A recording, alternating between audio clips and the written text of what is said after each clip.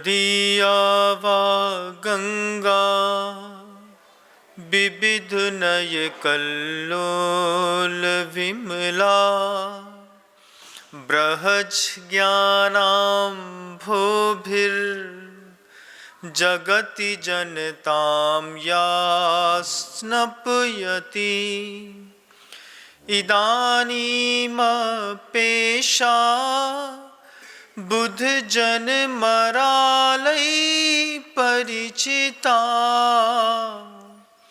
महावीर स्वामी नयन पथगामी भवतु में। अहिंसा परमो धर्म की परम पूज्य आचार्य भगवंत गुरुदेव श्री विद्यासागर जी मुनि महाराज की, बंधा जी के महाअतिशयकारी श्री अजित नाथ जी भगवान की, समस्त मुनि संघ की।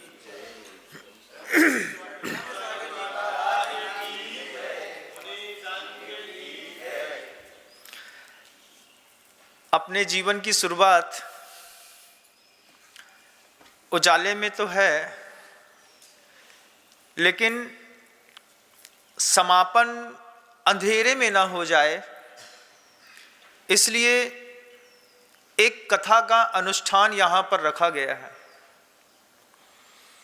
वर्धमान भगवान महावीर स्वामी के उस दिव्य जीवन चरित्र का कथा वाचन आप पिछले 3-4-5 दिनों से सुन रहे हैं।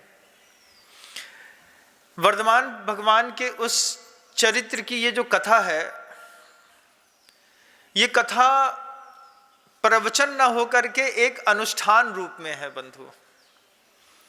शुरुआत के शब्दों में ही कहता हूं कि उजाले में जन्म तो हुआ है, लेकिन कहीं जीवन अंधेरे में समाप्त न हो जाए, इसलिए इस चरित्र का व्याख्यान जनमानस के बीच में रखा जा रहा है। उजाला है जीवन का, हमारे आपके जीवन में उजाला है बंधुओं, बहुत पुण्य का उदय है। देव शास्त्र गुरु के बीच में जन्म लिया है, कितना उजाले की बात है। जिनकुल में पैदा होकर के जहाँ पे जन्म से ही देव का मिलना, सच्चे गुरु का मिलना, सच्चे शास्त्रों के बीच में पालन पोषण होना, पहला शब्द ही माँ बच्चे को नमोकार मंत्र सिखाती है। नमोकार मंत्र की छाया में बड़े होना, ये जीवन का उजाला है। लेकिन अफसोस होता है इस बात का कि जैसे जैसे जैसे हम बड़े होते जाते हैं, वैसे वैसे हमारी भगवान के प्रति आस्था खत्म होती चली जाती है। बचपन में जितनी श्रद्धा के साथ मंदिर जाकर के खड़े होते थे, अब वो श्रद्धा के साथ हम मंदिर में खड़े नहीं हो पाते। अब हम जब मंदिर के सामने खड़े होते हैं तो भगवान में भगवान न दिख करके पाषाण दिखाई देता है। इतनी बड़ी जीवन का ऐसा विप्लव है कि पहले जिन मुनि महाराज को देख करके दूर से विशुद्धि बढ़ती थी, धन्य है दिगंबर साधु बन के यहाँ पर विचरे, उनको देख करके जो विशुद्धि स्थान बढ़ता था, जैसे ही हम बड़े होते जाते हैं, उस साधु में, उस संत में, संत का दर्शन करना दुर्लभ हो जाता है। कितना कठिन होता है कि माँ जिनवाणी के सामने जब बचपन में, आज भी मंदिर जाके देखिएगा, जब छोटे से बच्चे स्कूल की ड्रेस पहन करके जिनवाणी की उस पूरी की पूरी अलमारी के सामने खड़े होकर के उदक चंदन तंदुल पुष्पकई करके वहाँ पर कुछ चावल चढ़ाते हैं, बैठ करके आंख बंद करके नमोस्तु करते हैं मंदिर जाने से पहले कि भगवान हमारे पेपर होने वाले हैं, आपकी कृपा से सब अच्छा हो जाए। वो जो बच्चे की श्रद्धा, वो जो उस बचपन में रहती है, बड़े होकर की वो श्रद्धा कहाँ चली जाती है, आप बताइए।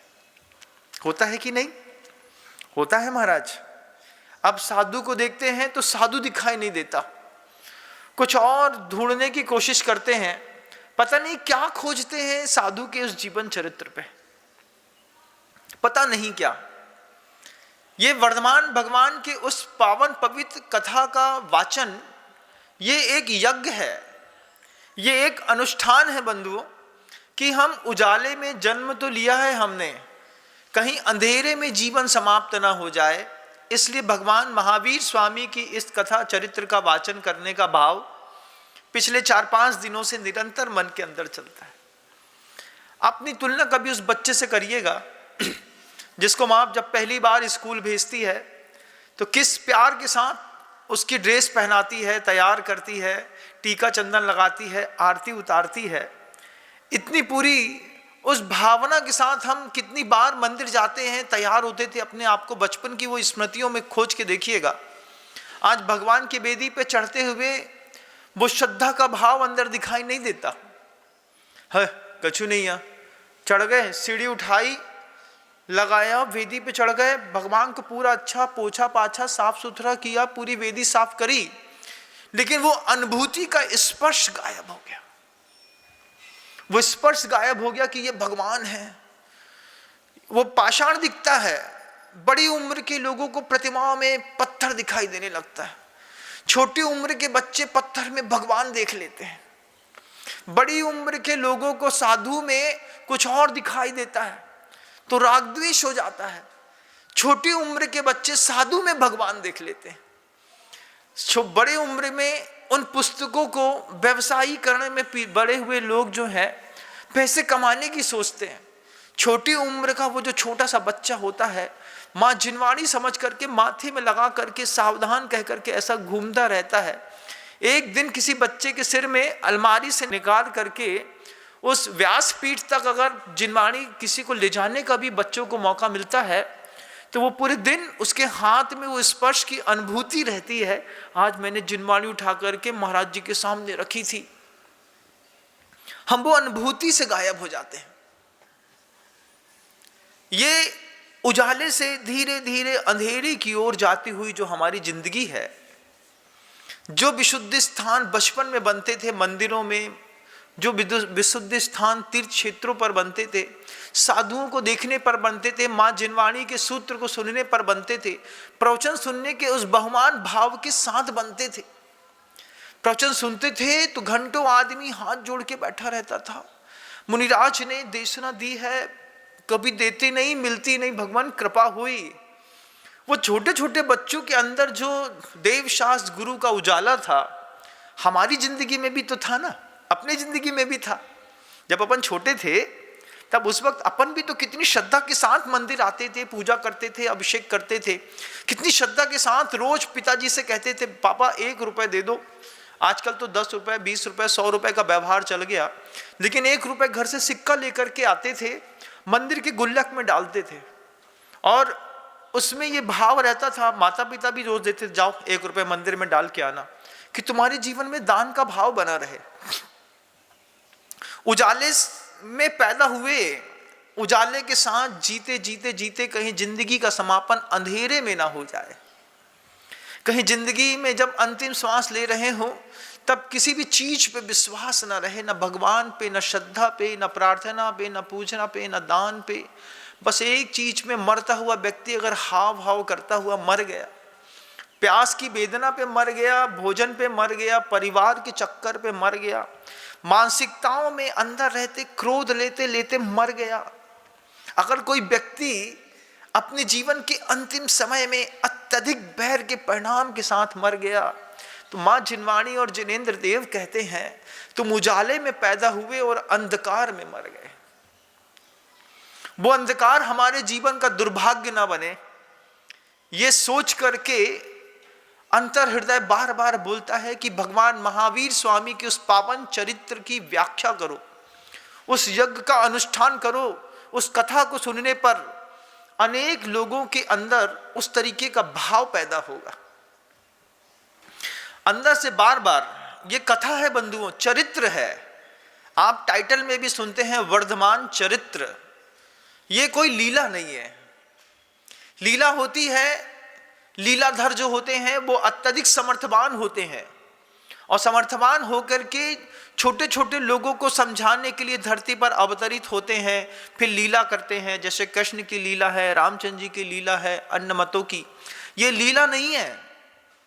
ये वर्धमान स्वामी का जो कथन है, इस चरित्र का ऐसा अभूतपूर्व व्याख्यान, याथा तथ्यम बिना च विपरीतात, जैसा सर्वज्ञ देव ने देखा है, जैसा जीवन में घटित हुआ है, कैसे कैसे तुम्हारा उत्थान हो सकता है, तुम्हें कहाँ कहाँ प्रकाश की आवश्यकता है, उस आवश्यकताओं के दिग्दर्शन कराने के लिए आचार्यों ने अरिहंत भासयत्थम गणधर देवेहिम गंथियम सम्मम शब्द कहते हैं कि अरिहंत भगवान ने कहा गणधर देवेहिम गंथियम सम्मम, और गणधर देव ने उसको ग्रंथों में गुंफित करके रख करके इसमें चले गए। कितनी बार आप देखिएगा, जब भी आप किसी की जीवन की फिलॉसफी सुनते हैं, पता चल गया 5 महाव्रत होते हैं, गुप्तियां होती हैं, समितियां होती हैं, 28 मूल गुण होते हैं, 10 धर्म होते हैं, आपको बता दिया गया कि 4 कसाई होती हैं, संज्ञाएं होती हैं। इन सारी चीज़ों की जानकारी होने के बाद 14 गुण स्थान होते हैं, 53 भाव होते हैं, मांगना स्थान होते हैं। इस फिलॉसफी से आपका जीवन नहीं बदलता। आपको कितनी बार भी हम 10 धर्म का उपदेश दे दें, कितनी बार भी हमको आपको बोले 4 कसाय छोड़ो, 4 संज्ञाओं के ऊपर काम करो, आत्मा एक होती है उसको सोचो, आत्मदर्शी बनो, ये भगवान महावीर की फिलॉसफी है। इस फिलॉसफी को सुनने से आदमी नहीं बदलता। लेकिन जब आदमी किसी के चरित्र को सुनता है, जब आदमी को लगता है कि ये तो उनका चरित्र था, उन्होंने अपने चरित्र का इस तरीके से परिष्करण किया है, तो मैं भी उनके जैसे अपने चरित्र का परिष्करण कर लूं, इस भावना के साथ इस कथा का अनुष्ठान करने का मेरा भाव अंदर मन में पैदा हुआ है। मुझे लगता है भगवान महावीर के तो कई भाव ग्रंथों में गुंफित हैं। कई पुरुरवा भील की पर्याय से शुरुआत करी तो मरीचि पे आए, फिर देव बने, फिर नपुंसक बने, फिर हिजड़ा बने, फिर नारकी बने, फिर त्रियंच बने। कहाँ कहाँ नहीं भटका वो जीव। पूरे भवों की व्याख्याएं करूं तो पूरी जिंदगी के जितने दिन हैं खत्म हो जाएंगे। तो व्याख्याओं के उस पूरे के पूरे समुद्र में से भगवान महावीर के जीवन के वे टर्निंग पॉइंट, जिन पॉइंटों की, जिस जीवन के उस बदलाव की वास्तव में जैन समाज को नहीं पूरे विश्व को जरूरत है, उस जरूरत में चरित्रों को कुछ छांट छांट करके मैं बीच बीच में रखने का प्रयास कर रहा हूं। आप सोचें कि मैंने सीक्वेंस से पूरा आगे से लेकर पीछे तक वर्धमान स्वामी का चरित्र कहा, तो श्रुति शावक लोग इस बात को जान लें कि सिर्फ भगवान महावीर स्वामी के किसी भी भव के उस टर्निंग पॉइंट को मात्र मैं रख रहा हूं। इसकी पूरी यशोगाथा भगवान महावीर स्वामी के चरित्र को पढ़ने के लिए आपको स्वयं ग्रंथ हाथ में उठाना पड़ेगा, देवशास्त्र गुरु से विनय प्रार्थना करनी पड़ेगी, कायुस्तर करना पड़ेगा, शुद्ध भक्ति करनी पड़ेगी, और शुरुआत के अक्षर से लेकर के अंतिम अक्षर तक स्वयं बुद्धिपूर्वक जब पढ़ना पड़ेगा आपको।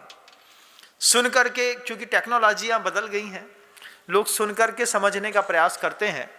तो भगवान महावीर के जीवन के उस चरित्र से, चरित्र का मतलब जो उन्होंने जिया है, जो एक्चुअल में उनके साथ घटा है, ना कि उनने लीला करी है।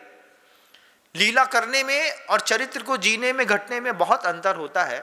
उस चरित्र से हम गुप्तियां की ताकत भी समझते हैं, प्रायश्चित की ताकत भी समझते हैं, पश्चाताप की ताकत भी समझते हैं, महाव्रत की ताकत भी समझते हैं, संलेखना की ताकत भी समझते हैं हम किसी के चरित्र को सुन करके। लेकिन सिर्फ संलेखना शब्द को सुन करके हम कुछ नहीं समझते। आगम ग्रंथों में प्रथमान योग के कथानक सर्वज्ञ भगवान की देशना से निश्चित होकर के, गुंफित होकर के रखे गए कि इन चरित्रों के माध्यम से जैसे आप धीरे धीरे करके लोगों को पश्चाताप, प्रायश्चित, प्रतिक्रमण, स्वाध्याय, ध्यान, 10 धर्म, 5 महाव्रत, 28 मूल गुण, संलेखना, स्वर्ग, नरक, पाप, पुण्य, लाभ, अलाभ, सुख, दुख, जीवन, मरण, धैर्य, इन सब के बारे में समझाना चाहते हैं, तो एक चरित्र का सुनना आवश्यक होता है। अपने जीवन के अंधे जीवन के अंधेपन को अगर मिटा करके दिव्य चक्षुओं से स्वयं के दर्शन करने हैं, तो आपको भगवान महावीर स्वामी का यह पावन चरित्र रोज सुनना पड़ेगा। अगर आज पहली बार सुन रहे हैं तो पिछली पूर्व के 4-5 दिनों से जो मैं बोलता चला आया हूं, घर जाकर के आपको उसको भी सुनना पड़ेगा। पिछले सत्र में आपने सुना कैसे सिंह मर करके सिंह केतु नाम का सुरराज ऊपर सौधर्म स्वर्ग में जाकर के महर्दिक जाति का देव बना। वो सिंह ने उस पर्याय में संलेखना ग्रहण करी लेकिन आगम नहीं पढ़ा, लेकिन भावों की निर्मल सरिता में अवगाहित होकर के वो जाकर के सौधर्म स्वर्ग में सिंह केतु नाम का एक सुंदर सा देव बन गया। महर्दिक जाति का देव बनने के बाद नीचे उतर करके सबसे पहले जिन साधुओं के उपदेश से संलेखना के व्रत ग्रहण किए थे उनकी पूजा करी। फिर जाकर के वहां पे नंदीश्वर द्वीप के जिनालयों की अन्य अकृत्रिम जिनालयों की पूजा करते हुए जीवन के पूरे बसंत गुजारे।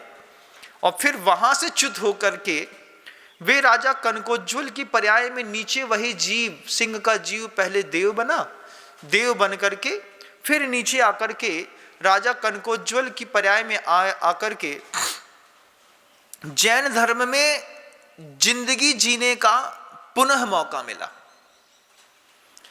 किसी और पर्याय से अहिंसा स्वीकार करना, किसी और पर्याय में कुछ समझना और जैन कुल में आकर के अहिंसा को समझने में बहुत अंतर होता है। महात्मा गांधी अहिंसा के उन्होंने कई प्रयोग किए, लेकिन महात्मा गांधी ने जैसे प्रयोग किए ऐसा प्रयोग आज भी एक भी जैन श्रावक नहीं करता। जैन श्रावक का न्यूनतम प्रयोग भी महात्मा गांधी की उच्चतम प्रयोगों से भी ऊपर बैठा हुआ है बंधुओं।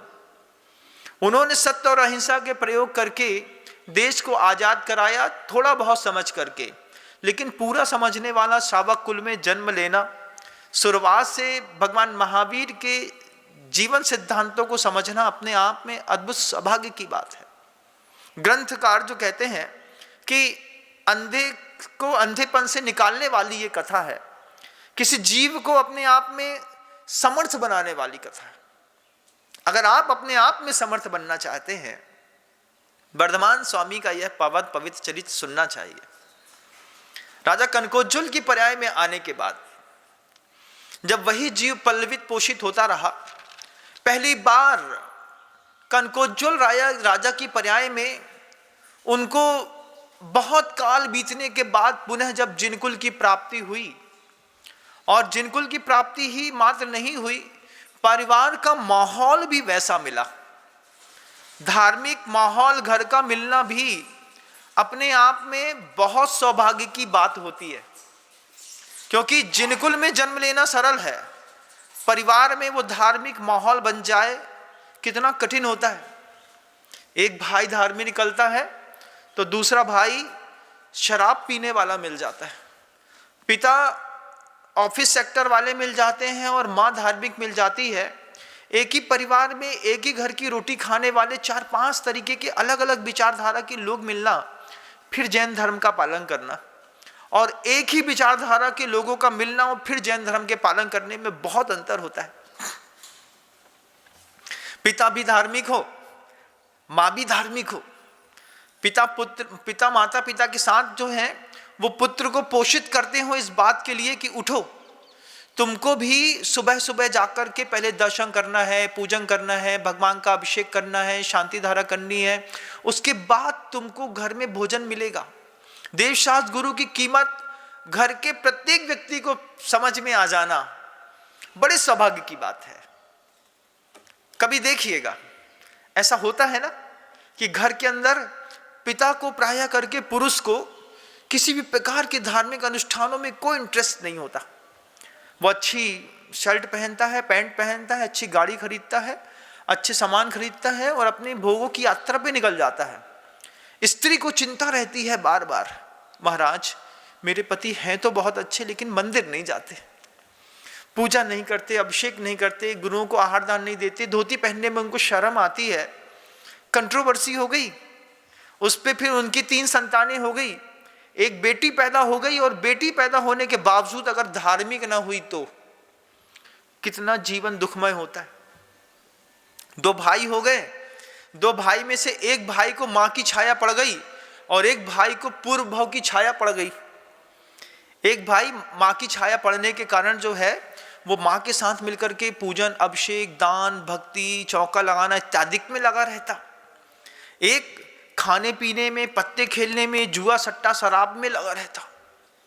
एक ही घर के अंदर इतना विचित्र माहौल बनता है कि छोटा भाई हो गया अब तो वो जाकर के धार्मिक है, बड़ा भाई है तो वो कह रहा है भैया तुम्हारा धर्म तुम्हारे साथ, हमारा धर्म तो पत्ता खेलबो है। अब वो छोटा सोचता है कि जैन कुल में आने के बाद इनका मंदिर जाने का भाव क्यों नहीं होता। इस विचित्र माहौल में धर्म करना और एक धारा वाले माहौल में धर्म करना, माँ भी धार्मिक, पिता भी धार्मिक, दोनों भाई भी धार्मिक, बेटी भी धार्मिक, परिवार के और दूसरे सदस्य मिलकर के घर के अंदर ही उन्होंने अपने वैभव का उत्कृष्ट प्रदर्शन करो। अगर पूरे परिवार के लोग धार्मिक हैं, 150 किलो की चांदी की सोने की प्रतिमा बना करके एक अपने घर के अंदर ही मंदिर बना लो। धनवान होने का सौभाग्य और सुख भोगो, दान देने की इच्छा नहीं होती ना मंदिर में। कई बार मैं लोगों को बोलता हूं इस बात को कि अगर आपको किसी मंदिर में दान देने की भावना नहीं होती है तो कोई बात नहीं, घर के अंदर एक 50, 70, 100 किलो की, 125 किलो की, 200 किलो की एक चांदी की बड़ी प्रतिमा बना लो। तुम्हारा धन भी सुरक्षित हो जाएगा, तुम्हारा धर्म भी सुरक्षित हो जाएगा, सब तुम्हारे पास ही रहेगा, सब तुम्हारे पास रहेगा। घर के अंदर प्रथमा योग के ग्रंथों को पढ़ते हैं, दिखाई देता है। महाराष्ट्र में तो अभी भी गृह चैत्यालयों की बहुत सुंदरतम व्यवस्थाएं हैं कि प्रत्येक घरों में जिनेंद्र भगवान की प्रतिमा मिल जाएगी।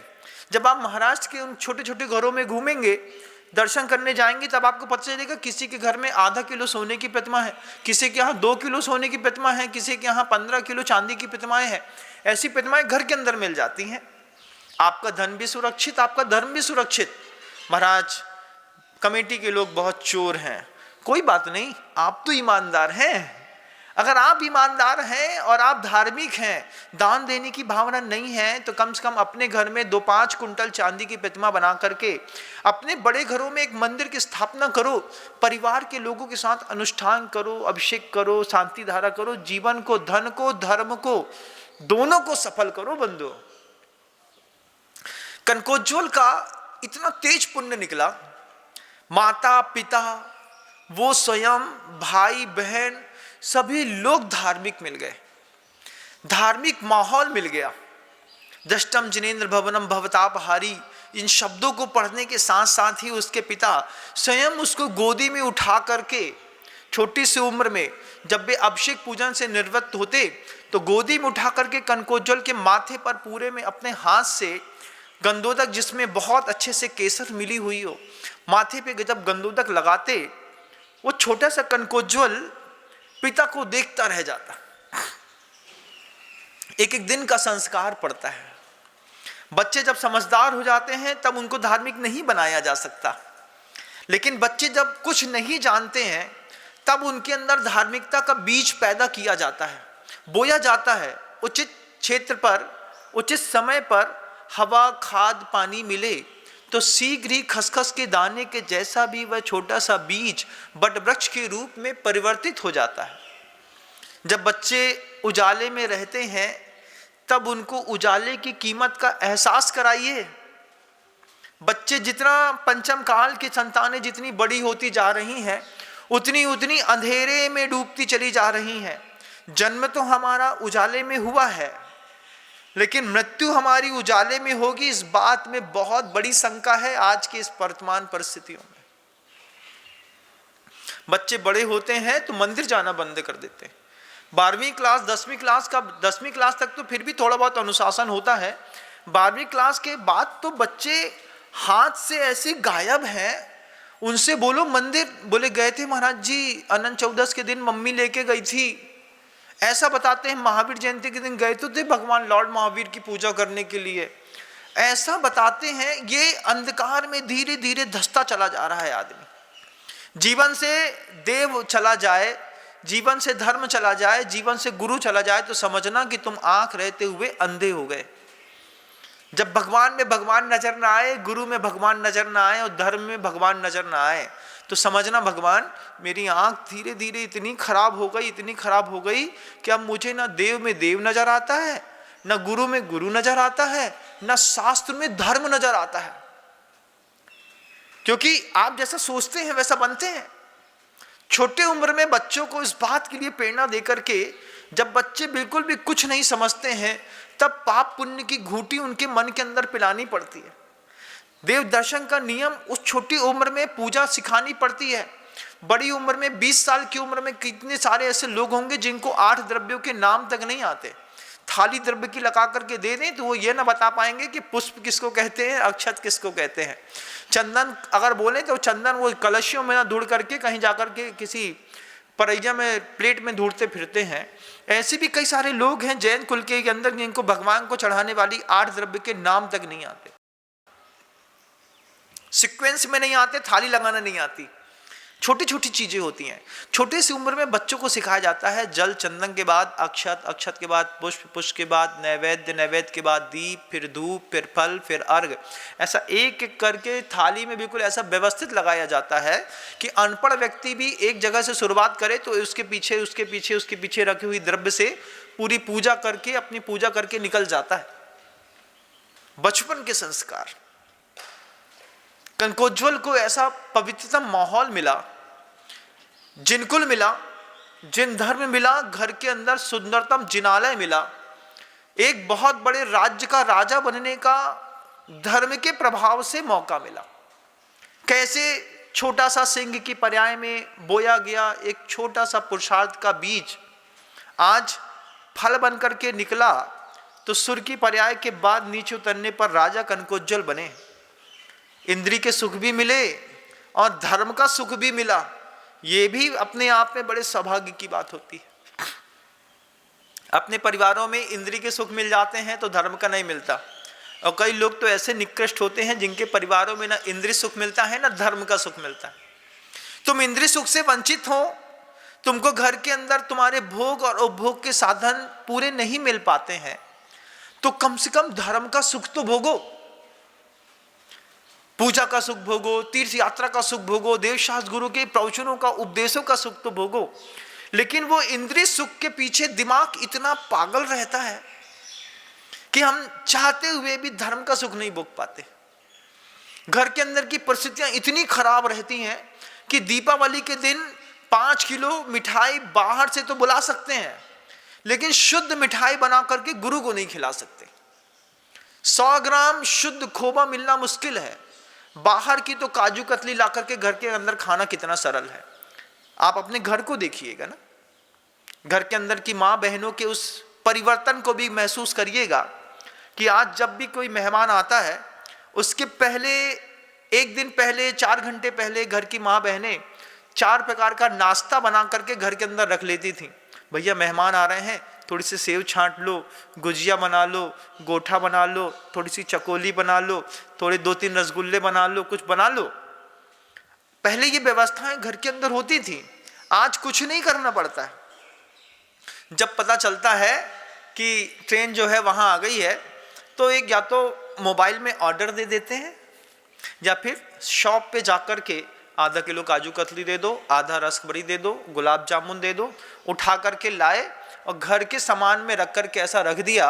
सामने वाला भी उस भाव स्पर्शना को समझता है कि हमारी आव भगत के चक्कर में इनने 5000 खर्चा तो किए हैं, लेकिन इसमें भावना कुछ भी नहीं है। संबंध टिकते कहाँ फिर? जैसे बाजार के भोजन करते हैं ऐसे संबंध भी धीरे धीरे बाजारू हो जाते हैं बंधु। पहले के जमाने में तो घर के अंदर देखता था कि बेसन का सेव बाहर का जैन समाज के लोग नहीं खाते थे। बेसन का सेव बाहर का क्यों नहीं खाते थे? तो चूंकि गृहस्थ अवस्था में मैंने खुद किराना की दुकान चलाई तो मैंने देखा जब कभी भी किसी भी अनाज में डंक लग जाता था, डंक समझते हैं, अनाज घुन जाता था, दाल में थोड़ा सा पानी पड़ा, शीत नमी पड़ी और नमी हवा पड़ने के कारण उसको पूरी सूख नहीं पाई तो उसमें तिरुला पड़ गया। अब तिरुला पड़ जाने पर धीरे धीरे तिरुला जब दाल में छेद करके उसके अंदर जम जाता है, बैठ जाता है, तो बैठ जाने के बाद अच्छे घर के लोग उस तिरुला लगी दाल को नहीं खरीदते। बोलते भैया इनमें तिरुला लगो है, डंक लग गया है, ये वाला घर के अंदर नहीं जाएगी, तब वो दाल घर के अंदर जाएगी नहीं, गृहस्थों के पकेगी नहीं, कुछ नहीं करेगी। तो कितने किराना व्यवसायी ऐसे होते हैं कि पूरी तिरुला लगी जितनी भी दालें होती हैं, तिरुला लगा जितना गेहूं होता है, दूसरी और भी अन्न होते हैं, उन सारे के सारे तिरुला लगे अन्न को, दाल को उठा करके अब पूरी कट्टी खराब हो गई 50 किलो चना की दाल की, अब 50 किलो चना की दाल क्या खेते में फेंक दें कि तिरुला खा रहे हैं तो पूरे से खा लें? बनिया आदमी को तो पैसा सूल करना है। पैसा वसूल करने के चक्कर में वे पूरे के पूरे बनिया लोग उठा करके किसी भी जो बाजार की चक्की होती है उस बाजार की चक्की में डाल करके बोलते भैया इसका बेसन पीस दो। अब जब वो गरम गरम दो पाटों के बीच में पूरा दाल जाती है और पूरी दाल जाकर के वो तिरुला के साथ पूरी दाल पिसती है गरम आटे में, तो सब मिलकर के एक जैसा लबालब बराबर हो जाता है। फिर वही आटा, वही बेसन, वही दाल उठ करके बनिए की दुकान में आ जाती है। वो बनिए की दुकान में चाहे खुला आटा खरीद लो बंधुओं, और चाहे बिल्कुल पैकेट वाला शुद्ध आटा खरीद लो। बेसन दे देना भैया, जाकर के बाजार का बेसन ले आए। बाजार का बेसन ला करके घर के अंदर बैठ करके हलवे पूड़ी बना करके खा लिए। कितने जीव उसमें मरे पिले पड़े हैं तुमको पता तक नहीं है।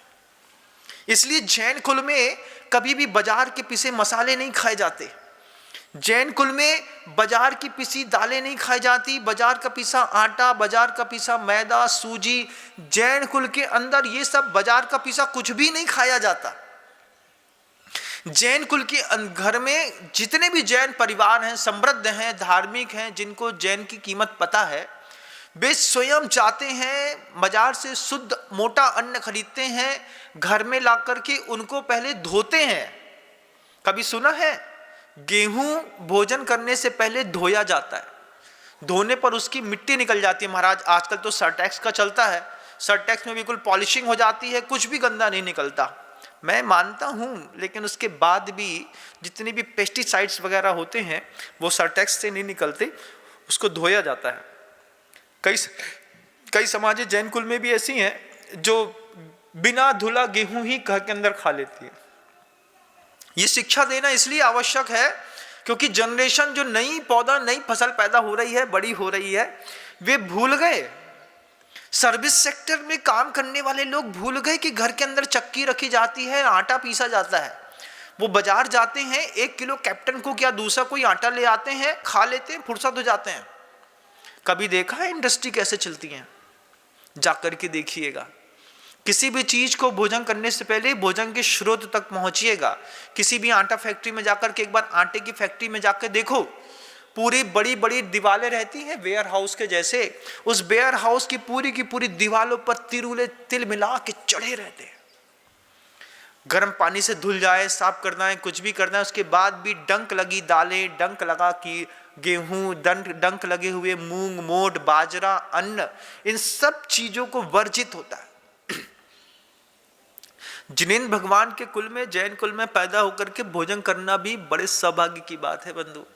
वैदिक संप्रदाय हो, चाहे बौद्ध संप्रदाय हो, चाहे दुनिया का कोई भी सनातनी धर्म क्यों ना हो, वो इस तरीके की भोजन की आचार शुद्धता न कभी समझ पाया है, न कभी समझ पाएगा, क्योंकि उनके दर्शन में वो सुंदरता और उस जीव की सूक्ष्मता का वर्णन किसी ने किया ही नहीं है। हमारे यहाँ का वर्णन है कि जो शुद्ध भोजन भी 3 दिन के बाद अशुद्ध की श्रेणी में आ जाता है, उसमें भी मर्यादाएं खींच दी जाती हैं। भैया 3 दिन हो गए हैं, जीव नहीं पड़ा उसमें, दिख नहीं रहा हो लेकिन पड़ गओ, अपने काम को नहीं आ भैया। व्रती आदमी ने अलग कर दिया, सामान घर के लोगों ने ले लिया।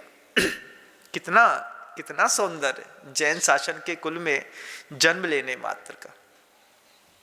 कनकोज्वल ने इतना सौंदर्यवान पूरा कुल देखा, शुद्ध भोजन देखा, अच्छा परिवार देखा, समृद्ध राज्य देखा, माता पिता एक साथ एक कुल में रह करके धार्मिक मिल गए, धन संपन्न वैभव की संपन्नता है घर के अंदर, तो सिर्फ धर्म की संपन्नता बढ़ाने की कोशिश करिए। बच्चे से बोलिए बेटा 97% लेकर के आते थे, अगर 85 भी आएगा तो चलेगा, लेकिन आधा घंटा मंदिर के लिए निकालो।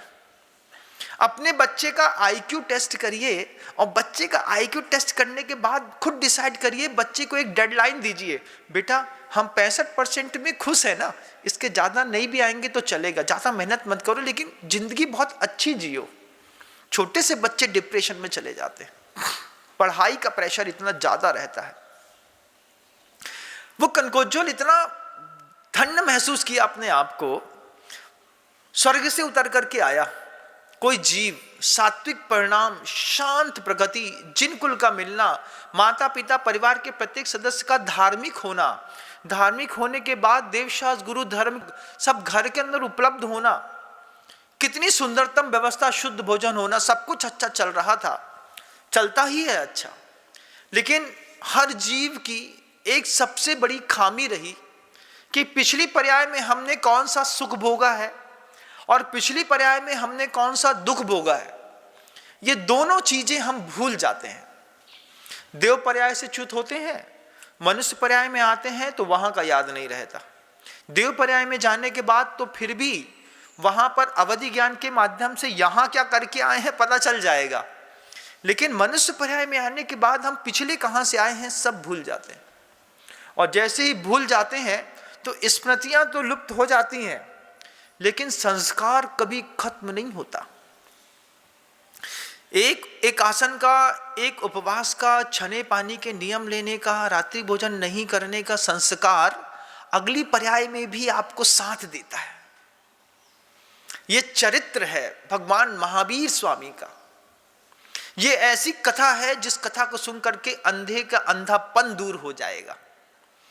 आपको भी लगता है कि हमारे घर के अंदर भी बहुत सारे उजाले में अंधे लोग रहते हैं, तो उनसे भी बोलिए कि अपने अंधेपन को दूर करना है तो भगवान महावीर स्वामी के पावन पवित्र चरित्र को सुनो। अनुपमा सुनने से, देखने से जीवन के उत्थान नहीं होने वाला, लेकिन वर्धमान चरित्र का ये महा आनंददायी कथानक सुनने से जीवन के और घर के सारे पन्ने पलट जाएंगे, सारे पन्ने एक साथ पलट जाएंगे। कनकोज्वल मनुष्य पर्याय में आकर के देव पर्याय में क्या घटित हुआ था भूल गया। जिंदगी बहुत अच्छी गुजर रही थी। 18, 20, 22 साल के जब कनकोज्वल हो गए तो माता पिता के अपने ऐसे संस्कार थे, मंदिर था, देवशास्त्र गुरु थे, कृपा था, गुरुओं का मन घर के अंदर आना जाना था। और घर के अंदर आने जाने से पहले गुरुओं का मन के अंदर आना जाना होता है बंधु। जब तक गुरु मन के अंदर नहीं होते तब तक गुरु घर के अंदर आ कैसे सकते हैं। और कहीं अगर गुरु घर के अंदर आ भी जाए और तुम्हारा मन नहीं है तो तुम गुरु के घर तक जा कैसे सकते हो। कितने ऐसे परिवार होते हैं जिनके घरों में साधु के आहार दान के निमित्त से शुद्ध भोजन बनता है। उन परिवार में कितने बच्चे ऐसे होते हैं कि बगल वाले कमरे में आहार दान की क्रिया चलती रहती है, बच्चा बगल वाले कमरे में बैठा हुआ टीवी देख रहा होता है, नाश्ता कर रहा होता है, घूम रहा होता है, व्हाट्सएप चैटिंग कर रहा होता है, लेकिन 16 के कपड़ा पहन करके महाराज को आहार दान देने नहीं आता। जीवन का अपना सौभाग्य बनाइए। इस दीपावली, इस धन्य तेरस को आने से पूर्व में संकल्प करिए कि जहां जब जैसा मौका मिलेगा, लेकिन साधु के हाथ में 2 ग्रास दे करके ही अपने जीवन को जीने का प्रयास करेंगे। 50 किलोमीटर सराउंडिंग एरिया में अगर कहीं साधु मिल जाए, गांव में मिल जाए, तो धन्य तेरस के दिन, दीपावली के दिन लाइन लगा करके वहां जाकर के उनको आहार दे करके आना है। क्या है महाराज, संस्कार है महाराज। थोड़ा सा किसी भी निमित्त से बस जीवन विकसित होता रहे। कनकोज्वल 22 वर्ष की उम्र के हुए और उनके पूर्व पुण्य के उदय से अवधि ज्ञानी मुनि महाराज का उनके घर में आना हो गया। अवधि ज्ञानी मुनि महाराज को आहार इत्यादि कराने के बाद जब उनके पास जाकर के बैठ करके उनसे कुछ अपने बारे में पूछना चाहा। पूछा, महाराज मेरे, वही कनकोज्वल 22 साल का लड़का एक साधु के पास जाकर के पूछ रहा है कि मेरे से कौन सा पुण्य है कि मुझे मेरी माँ बहुत चाहती है। ऐसा कौन सा पुण्य है कि मेरा रंग जो है वो तपाए हुए सोने के जैसा दिखाई देता है, इसलिए मेरा नाम माता पिता ने कनकोज्वल रख दिया। कनक स्वर्ण को कहते हैं। सोने के जैसा उजला शरीर मुझे कैसे मिला, और ये शरीर क्या क्या कराएगा मुझसे। ऐसे बहुत सारे अनसुलझे प्रश्न उस छोटे से कनकोज्वल 22 वर्ष की उम्र में उनके राजा के दिमाग में, उस युवराज के दिमाग में घूम रहे थे। अवधि ज्ञानी मुनिराज से पूछता है, मुझे कैसे ये पर्याय मिली भगवान, मेरा कौन सा पुण्य है कि माँ मुझे चाहती है, पिता मुझे चाहते हैं, घर के अंदर अहिंसा का निर्दोष पालन होता है। आप जैसे गुरुओं को आहार दान देने के लिए घर के अंदर हमेशा दानशालाएं, भोजनशालाओं में भोजन इत्यादि बनते रहते हैं। पिता इतने धार्मिक हैं, राजा हैं और पूरे देश के प्रशासक हैं। सम्यक दर्शन की महिमा है बंधुओं, सम्यक दर्शन की महिमा है। ओजस तेजो विद्या वीर वृद्धि विजय विभव सनाथा महाकुला महार्था मानव तिलका भवंती दर्शन पूता। कि एक बार भी छायोपसमिक सम्यक दर्शन भी अगर जीवन में प्रवेश कर गया है तो महाकुला महार्ता मानव तिलका भवंती दर्शन पूता। महान कुल में पैदा होना, मनुष्यों में शिरोमणि बनना, महान अर्थ को पुरुषार्थ को करने वाला होना, शरीर में तेज होना, वाणी में ओज होना, विद्या का अच्छा होना, वृद्धि होना, कभी किसी से हारना नहीं, ये सम्यक दृष्टि जीवन के सम्यक दृष्टि को मिलने वाली सामान्य सुविधाएं हैं। सामान्य सुविधा है ये, उच्चतम सुविधा तो कुछ और ही है, जिसके लिए आचार्य भगवंत कहते हैं देवेंद्र चक्र मेहमान ममीयमानम। अमीयमान कैसा मिलता है उस सम्यक दृष्टि को कि ऐसा जिसको शब्दों में वर्णन नहीं किया जा सकता। स्वर्गों में ऐसा सुख भोगता है सम्यक दृष्टि, देवों का जो इंद्र बनता है, फिर वहां से उतरता है तो राजेंद्र चक्र मवनीन्द्र शिरोर्चनीयम। नीचे उतरते हैं तो नीचे उतर करके भी किसी फालतू के घरों में पैदा नहीं होते। जैन कुलों में भी कितने भी फालतू के घर हैं, इतने फालतू घर हैं कि जहां पर ना भगवान महावीर स्वामी की एक फोटो दिखाई देगी, ना आदिनाथ भगवान की एक फोटो दिखाई देगी, ना घर के अंदर एक छोटा सा चांदी का डिब्बा दिखाई देगा। घर के अंदर खाने के चावल अलग रखे जाते हैं, खिलाने के अलग रखे जाते हैं और चढ़ाने के अलग रखे जाते हैं बंधुओं। तीनों चावल अलग होते हैं। जब कोई मेहमान आता है तब आप घर के अंदर बासमती चावल 150 रुपए किलो वाला निकाल करके, आओ दीदी बैठो पुलाव बना देते हैं। क्यों? इज्जत बचाओ अभियान। इज्जत बचाओ अभियान में क्या चलता है? बासमती चावल, किशमिश मिला दो, काजू मिला दो, उसमें तेज पत्ता मिला दो, दोड़ा मिला दो, इलायची मिला दो, उबाल दो, पुलाव बना है। अरे दीदी तुम्हारे यहाँ चावल पुलाव? अरे हम लोग का रोज की यही आदत है, हमारे इनको जो है ना पुलाव ही पसंद है तो हम लोग रोज ही यही खाते हैं। ऐसा बताकर कुछ ना पूछो।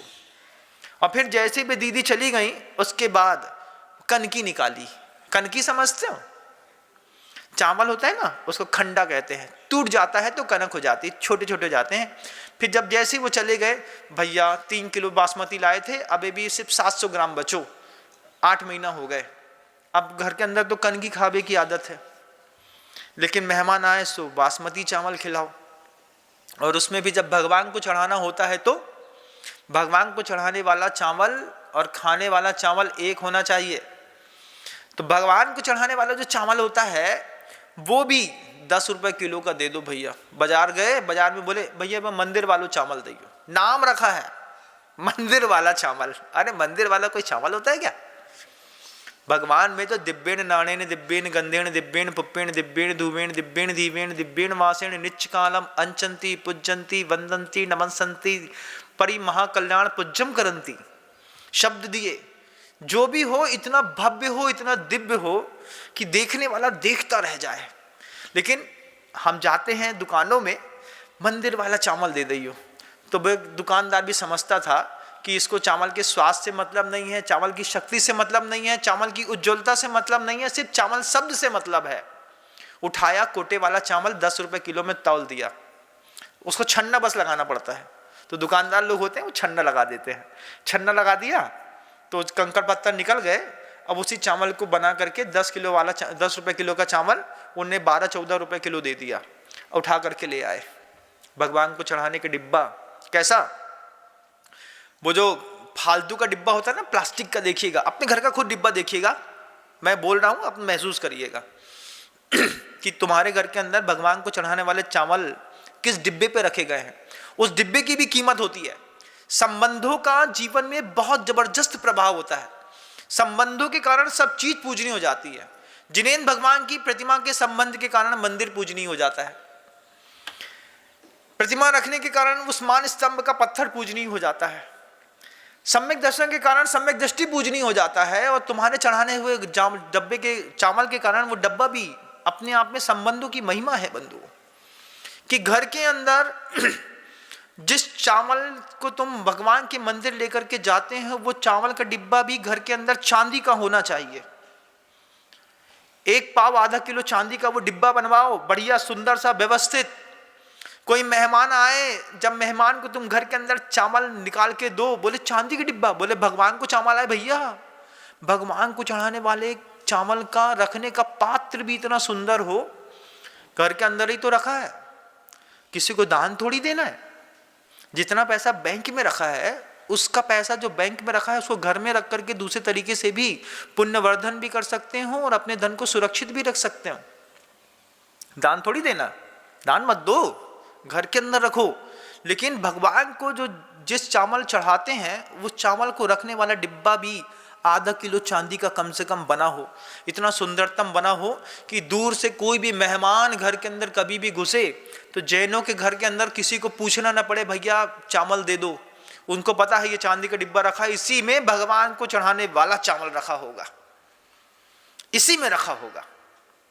अब वो चावल भी कैसा नहीं, ऐसा नहीं कि कैसा भी धर देते हैं, छने पानी से धो करके सुखा करके पूरा चावल भर करके घर के अंदर रख दो। मान लीजिए आपके पुरुष रहते हैं, उनको चावल, मलिन चावल कभी भी भगवान की वेदी पे नहीं चढ़ाया जाता। चावल जब भी चढ़ाया जाता है धो करके। अरे महाराज रोज रोज कौन धोएगा, कोई बात नहीं, आप रोज नहीं धो पाते हैं तो मैं हमेशा कहता हूं कि कुएं का पानी ले आओ, छान लो, गरम कर लो, गरम पानी को थोड़ा ठंडा करो, ठंडा करके उसमें चावल धो लो, पूरी गंदगी अलग कर लो, फिर चावल को सुखा लो, सुखा करके चांदी के डिब्बे में भर करके रख दो। अब धुला चावल हो गया, कम से कम भगवान को मैला चढ़ाने का पाप तो नहीं लगेगा, है ना, मैला चढ़ाने का पाप तो नहीं लगेगा, इस सौभाग्य से भी बच जाएंगे। तो इस तरीके का वह कनकोज्ज्वल पूछता है। शब्दों का सौंदर्य देखिए कि कनकोज्ज्वल के घर में क्या होता है और हमारे घर में क्या हो रहा है। चरित्र को सुनने से चरित्र के निर्माण की प्रेरणा मिलती है बंधुओं, इसलिए ये अनुष्ठान रखे गए हैं, इसलिए धर्मोपदेश रखा गया है कि उस कनकोज्ज्वल के उस टर्निंग पॉइंट को, उसकी खूबसूरती को हम अपने घर के अंदर भी उतार सके, अपने घर के अंदर भी लोगों को बोल सकें हाँ ये तो बहुत अच्छी बात कही महाराज ने कि भैया 35-40 हज़ार रुपये को एक चांदी को डिब्बा बन जाएगा, और जैसे डिब्बा बनेगा जब 40 हज़ार का बनवाओगे तो उसकी कीमत 60 हज़ार हो जाएगी। चांदी तो रोज बढ़ती है, 65 के भाव से खरीदोगे तो 1 लाख हो जाएगी, 70 के भाव से खरीदोगे तो और बढ़ जाएगी। तुम्हारा धन घट भी नहीं रहा है, तुम्हारे उपयोग में भी आ रहा है, वो तुम्हारा धर्म तुमसे धर्म भी करा रहा है और तुम्हारी संतति को भी सुख दे करके जा रहा है। घर के अंदर तो इससे प्रयोग किए जा सकते हैं। छोटे छोटे गांव के लोग कर लेते हैं बंधुओं, महिलाओं को 8-8, 10-10 किलो के चांदी के करधन दे देते हैं। अपन अपने घर के अंदर कल्पना करके देखिए, जाके देखो, उठाओ, देखो कैसा डिब्बा है, वो प्लास्टिक का टूटा सा डिब्बा है जिसमें तुमने चावल धर दिया, वो भी बिना धुला। सबसे पहले घर के अंदर भगवान को चढ़ाए जाने वाले पदार्थ के सौंदर्य को विकसित करिए। ताकत हो तो सोने का बना के रखिए, ताकत हो तो, और फिर बाहर जाकर के देखिए। कनकोज्ज्वल उन अवधि ज्ञानी मुनिराज से पूछता है कि महाराज ऐसा कौन सा पुण्य है कि दुनिया की सर्वसे उत्कृष्ट वस्तुएं हमारे घर के अंदर सहज उपलब्ध हैं। मेरा रूप सौंदर्य इतना जबरदस्त है कि मेरी माँ भी मुझे कितनी बार अभी भी घूरती रहती है। माँ बलैया लेती है, जवान पुत्र के मूछ के बाल जब ऊँगते हैं तब उसकी माँ को कितनी खुशी होती है, ये आपको नहीं पता, वो माँ को पता है। माँ सोचती देखो अभी तक जो छोटो तो कभी भी कहीं भी चड्डी बनियान पहन के घूम के फिर लेते तो, लेकिन अब मोड़ा धीरे धीरे बड़ो होगा। जैसे ही छोटा सा बच्चा कुमारावस्था से यौवनावस्था में प्रवेश करता है, माता पिता के हृदय के अंदर इतना खुशी का प्रवाह होता है। पिता ऐसे टेढ़ी नजर से धीरे धीरे अपने बच्चे को देखते रहते हैं, हाँ पंख निकल आए हैं साहब के, धीरे धीरे उड़ने लगे हैं, अब ऐसा हो रहा है। उसी समय आवश्यकता रहती है और संतुलित रूप से बच्चे को संभालने की। उस समय जब हम बच्चों को छोड़ देते हैं, हाँ बेटा अब तुम पढ़ाई कर लो, तुम्हारी तो 12वीं हो गई, अब विदेश जाने आए तुम्हें। लड़का विदेश चला गया, और विदेश में जाकर के उजाले के बच्चे को अंधकार में पटक दिया। और एक बार उस यौवनावस्था में संस्कार उल्टे पड़ गए, फिर आप कितना भी सुलटा करने की कोशिश करो, हर चीज पलट करके लौट करके नहीं आती बंधुओं। श्रद्धा भी ऐसी चीज होती है, एक बार आपके बच्चे के मन के अंदर से हट गई, आप चाह करके भी उसको फिर ला नहीं पाएंगे। फिर कोई दुर्घटना ही बच्चे को दोबारा श्रद्धावान बना सकती है, लेकिन उद्बोधन बच्चे को दोबारा श्रद्धावान नहीं बना पाता।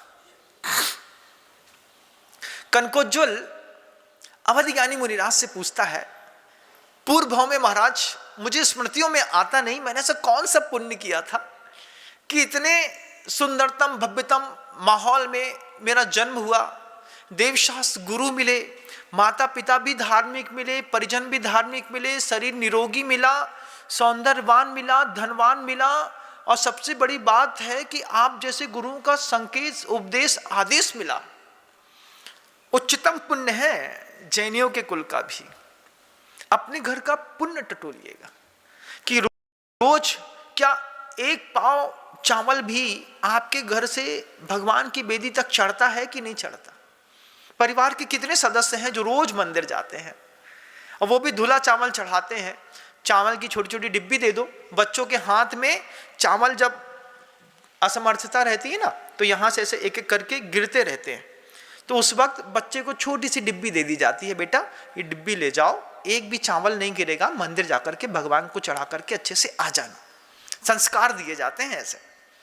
बच्चे बाहर जाते हैं तो बच्चे को माँ जब सब उसकी पूरे सूट बूट तैयार करते हो तो साथ बच्चे के साथ एक सफ़ेद धोती दुपट्टा का पैकेट भी रख दिया जाता है। धोती दुपट्टा ले जाओ, 16 के हैं, मौका मिले तो कोई महाराज को आहार दे लियो, कोई भी महाराज मिले तो आहार दे लियो भैया।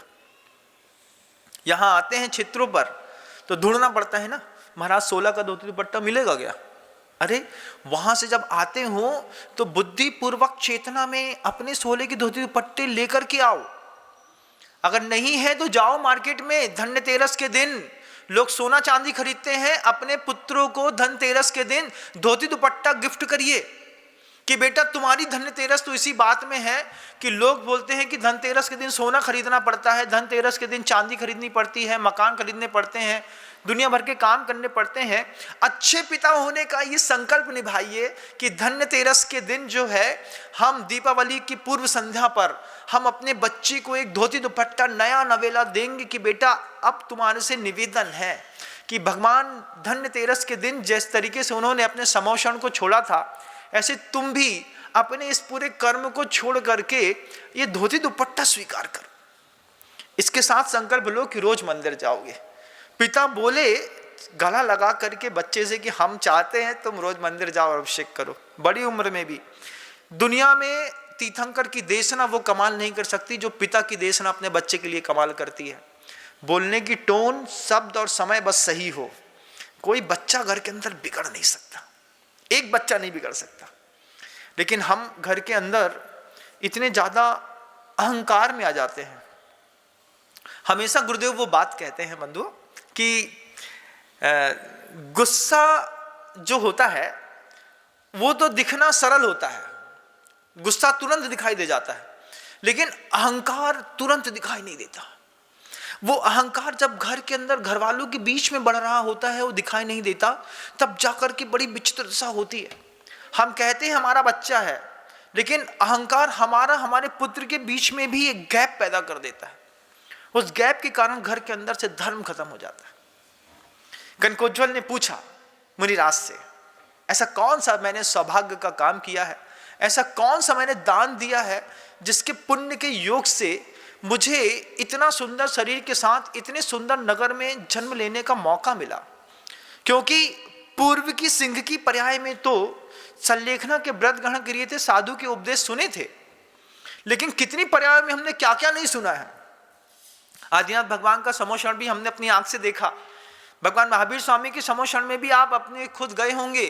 अजितनाथ स्वामी का भी समोषण आपने देखा होगा। कर्म के योग से 24 के 24 तीर्थंकरों के समोषण देखे होंगे, देशनाएं सुनी होंगी, साक्षात जिनेंद्र देव का दर्शन किया होगा, लेकिन उसके बाद भी उपयोग की शक्ति नहीं लगी रहने के कारण मोहन अच्छी अप्पा दारुण कम्मम करे दी बहुबारम, उस दारुण कर्म को करने के लिए हम पुनः संसार में लौट करके वापस चले आए।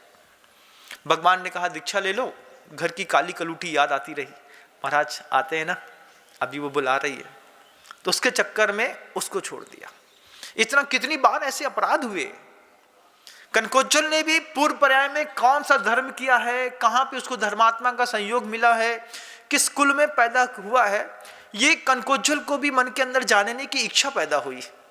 इच्छा पैदा हुई तो अवधि ज्ञानी मुनिराज से पूछ लिया। अवधि ज्ञानी मुनिराज मुस्कुरा करके बोलते हैं, सब बता दूंगा, धैर्य के साथ सुनना पड़ेगा। कनकोज्जल हाथ जोड़ करके उनके उस ज्ञान की, अद्भुत ज्ञान की प्रशंसा करता हुआ अंदर ही अंदर वो सोचता रहा कि धन्य है कि मुझे किसी गुरु के माध्यम से मेरा पूर्व भाव जानने को मिल रहा है। एक चरित्र है, भगवान महावीर स्वामी का वर्धमान चरित्र का अनुष्ठान चल रहा है बंधु। ये एक शब्द का महायज्ञ है। इस शब्द यज्ञ को सुनने वाले, इस शब्द यज्ञ को बोलने वाले, इस शब्द यज्ञ को लिखने वाले, इस शब्द यज्ञ की गहराई तक जाने वाले लोग भी धन्य धन्य हैं। कि घर के अंदर बैठ करके दीपावली की तैयारियों में लगे हुए लोग अगर अपने मन के अंदर दिया जलाने की कोशिश करें तो उनके लिए मात्र ये शब्द यज्ञ काम करेगा। इस शब्द यज्ञ के प्रथम पुरोधा हैं गुरुदेव श्री विद्यासागर जी मुनिराज, जिनकी कृपा न होती तो ना आज हम बोल पाते और ना आपको सुन पाते। सबसे पहला प्रणाम मैं हमेशा उन्हीं के चरणों में करता हूं कि आपकी कृपा से सब काम होता है बंधु। कनकोज्जल ने अवधि ज्ञानी मुनिराज से पूछा, महाराज क्या पुण्य किया था मैंने, क्या किया था आप बताइए ना, आपकी कृपा हो तो मैं अपने आगे का मार्ग प्रशस्त कर सकूं। अवधि ज्ञानी मुनिराज को वो लगा कि कुछ इसके जीवन का ऐसा बताना चाहिए कि जिससे इसके जीवन में भी और परिवर्तन विकसित हो सके। सिंह की पर्याय में मरे थे तो आगम नहीं जानते थे, लेकिन भावों को समझ लिया था, वाइफ समझ करके हमने सुधार किया। लेकिन अब तो आगम समझने का मौका है। 5 महाव्रत क्या होते हैं, समितियां क्या होती हैं, गुप्तियां क्या होती हैं, 34 अश्चर्य भगवान के कैसे होते हैं, क्या गुण होते हैं, 36 मूल गुण आचार्यों के कैसे होते हैं, क्या तप होता है, संबंध जरा किसका नाम है, जीव किसको कहते हैं, अजीव किसको कहते हैं, आश्रव कौन सी चिड़िया का नाम है, कैसे बंध होता है, कैसे बंध से मुक्ति होती है, मोक्ष क्या होता है। दुनिया में कितने शब्द हैं जिनके बारे में चिंतन, चिंतवन, अध्ययन, अध्यापन, उनकी वार्तालाप करें तो ये फालतू की बकवास में जो रात के शाम के 7 से 10 का टाइम गुजरता है ना, एक बार चेतना का दिया अंदर जल जाए। मैं बार बार मुझे बस वही चीज लगती है कि उजाले में पैदा होकर के हम धीरे धीरे अंधकार की ओर जा रहे हैं। देव शास्त्र गुरु से हटती हुई अगर समाजें बन रही हैं, परिवार बन रहा है, विचारधारा बन रही है, कहीं अंधेरे में तुम्हारा समापन ना हो जाए, इस बात की चिंता ना होती तो ये धर्म अनुष्ठान, शब्द यज्ञ का मैं अनुष्ठान न रखता। ये वर्धमान स्वामी चरित्र का एक शब्द यज्ञ अनुष्ठान है, लीला नहीं है, चरित्र है, यथार्थ चरित्र है। जैसा घटा है वैसा बताने के लिए बार बार अंदर से मन बोलता है, बताओ इनको, हमने सीखा है तुम भी सीखोगे। अपन सब अनभिज्ञ है ना, एक ही पायदान पर, एक ही संसार पे, हुंडा सर्पी काल पे, एक ही धरती पर खड़े हैं, एक दूसरे का सहयोग लेंगे और एक दूसरे को दोनों ऊपर उठाएंगे। जिन शासन आपको ऊपर उठाएगा, आप जिन शासन को ऊपर उठाइएगा, दोनों एक दूसरे के पूरक बनेंगे। आचार्य भगवंत का सूत्र है, उन्होंने हाइको शब्द में कहा, पूरक बनो। सिंह वन से, वन सिंह से बचा। अगर बहुत बड़े भयानक घनघोर जंगल में शेर ना हो तो पेड़ कट जाए, और पेड़ ना हो तो शेर कट जाए। दूर से मारने में क्या जाता है, लेकिन पेड़ को शेर की और शेर को पेड़ की आड़ मिलती है। ऐसे तुमको धर्म की और धर्म को तुम्हारी आड़ मिलेगी, तो पूरक बनो। वन सिंह से, सिंह वन से बचा। साधु वन के रूप में खड़ा है, वो प्रभावना नहीं कर सकता जो तुम्हारे जैसा गृहस्थ रूपी सिंह कर सकता है। हमारी प्रभावना तो तुम्हारे कान तक सीमित है, तुम्हारी प्रभावना तो आसमान के पार भी जाती है बंधु। 7 समुंदर पार कोई प्रभावक है जैन धर्म का, तो जैन गुरु नहीं है, जैन श्रावक है। जब किसी शादी पार्टी में खड़ा होकर के मना कर देता है ना, हम रात में नहीं खाते, वो प्रभावना का गौरव गुरुओं का ऊंचा हो जाता है। महाराज अंबानी की पार्टी में गए थे, चांदी की थाली थी, ऐसे ऐसे भोजन थे, लेकिन शाम का रिसेप्शन था, हमने मना कर दिया, हम जैन हैं, शाम को नहीं, रात को नहीं खाते। ये शब्द कह दिया। इतने कहने पर गुरुओं का, तीर्थंकरों का, अनंतानंद सिद्ध परमेष्ठियों का माथा और ऊंचा उठता है कि इसने हमारी इज्जत रखी। तुम जितना माथा ऊंचा ऊंचा कर सकते हो पूरक बनो। सिंह वन से, वन सिंह से बचा। तुम सिंह हो, तुम कोई कुत्ते बिल्ली या चोर चमार या सियार नहीं हो। बस ये है कि तुमको तुम्हारी हैसियत, तुम्हारी ताकत, तुम्हारा पुण्य न घर में दिखाने वाला कोई मिला, न धर्म में दिखाने वाला कोई मिला। लेकिन गुरुदेव के वो हाइको हैं, गुरुदेव के हाइको तुम्हारे घर के अंदर घुस करके तुमको धर्म सिखाने के लिए प्रेरणा दे रहे हैं। पूरक बनो, कहीं पर भी हो पूरक बनो। किसी भी रिसेप्शन में जाओ, किसी भी जगह में जाओ, वहां सोचो कि यहां पर मैं तो खड़ा हूं, मेरे महावीर कैसे खड़े होंगे, मेरा धर्म तुम्हारे घर के अंदर कैसे खड़ा होगा। हमेशा इस बात का चिंतन करके देखो बंधु, इतना आनंद आएगा, ऐसा लगेगा कि जीवन की धाराएं बदल गई। कहीं भी खड़े हो, किसी भी व्यक्ति के सामने खड़े हो, पापी के सामने भी खड़े होकर के सोचो कि मैं तो खड़ा हो गया, अब मेरा धर्म इसके सिर में चढ़ करके कैसे बोलेगा, यहां पर भगवान महावीर की स्थापना कैसे करूं, यहां पर आकर के मैं अपने गुरुओं की स्थापना कैसे करूं, कैसे इसको एहसास दिलाऊं कि मैं गुरुदेव विद्यासागर जी महाराज का वो शिष्य हूं जो किसी प्रलोभन में नहीं फंस सकता। ये सिखाओ, ये बताओ, तब जाकर के जीवन का सौंदर्य विकसित होता है। कनकोज्वल को अवधि ज्ञानी मुनिराज उसके पूर्व भव की कथा कहने वाले थे। शुरुआत कर ही रहे थे कि समय खत्म हो गया। अब कनकोज्वल और अवधि ज्ञानी मुनिराज के बीच का क्या संवाद हुआ, इसके लिए हम कल उपस्थित रहेंगे। बंधुओं, अपने चेतना के तारों को झंकृत और तैयार करके शब्दों को सुना करें।